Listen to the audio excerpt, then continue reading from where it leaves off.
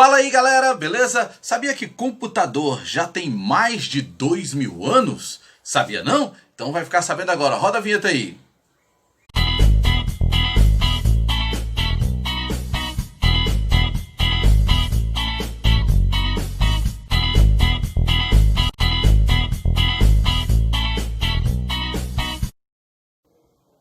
Pois é, galera, um computador há pouco mais de 2100 anos, lá por volta do ano 100, se contar com os 20 daqui, 2120, né?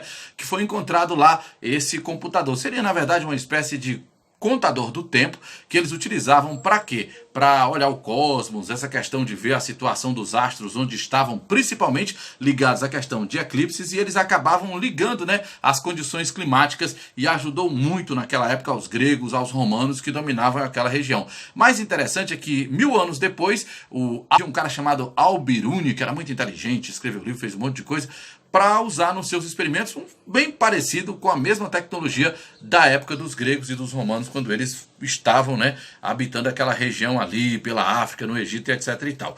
Um pouquinho mais à frente, ou seja, 1800 e alguma coisa, utilizou-se um computador também, foi os primeiros computadores analógicos, que de certa forma seriam os que estavam bem mais próximos, né, do que nós encontraríamos pouco mais de 30, 40 anos depois, e o que você tem aí na sua mão, que é o seu celular. Para quem não sabe, é um computador portátil, não é verdade?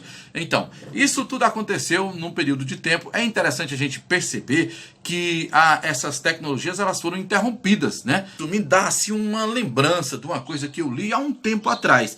Olha só, a Bíblia diz que a ciência se multiplicaria, e ela fala exatamente há bem tempo antes de que foi encontrado esse computador, tá certo? De que foi inventado esse computador e utilizado pelos homens. O que acontece? A Bíblia diz que a alguns seria dado a condição de ser médicos para trazer curas, que haveriam outros que teriam condições de estudar, a ciência se multiplicaria e sobre forma eles teriam sim o conhecimento e o controle, como por exemplo se tem dos astros hoje. Mais interessante ainda é que a Bíblia ela nos fala em várias passagens bíblicas sobre assuntos como a gente está vivendo hoje, essa questão da condição, o clima, as dificuldades, e não tem nada que esteja acontecendo nos dias de hoje que a Bíblia não tenha relatado, claro, no formato em que se entendia da época. Mais ainda interessante, olha só, existe uma época em que o livro de Apocalipse, que foi escrito, que traz várias revelações e que é tão explorado, que é tão comentado, que é muitas vezes até subestimado até hoje, ele traz informações importantíssimas sobre os fatos que ocorrem no nosso dia a dia. Agora, tem um fato que eu gostaria de comentar em especial com você.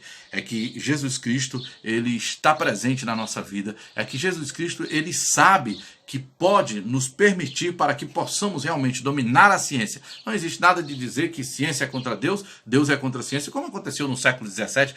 Né? Então é isso, ó. Jesus Cristo é o Senhor dos Senhores e por isso ele permite que os homens façam com que a gente possa realmente ter o conhecimento da ciência, logicamente, para o nosso bem-estar, mas não podemos esquecer que Cristo é a nossa maior segurança.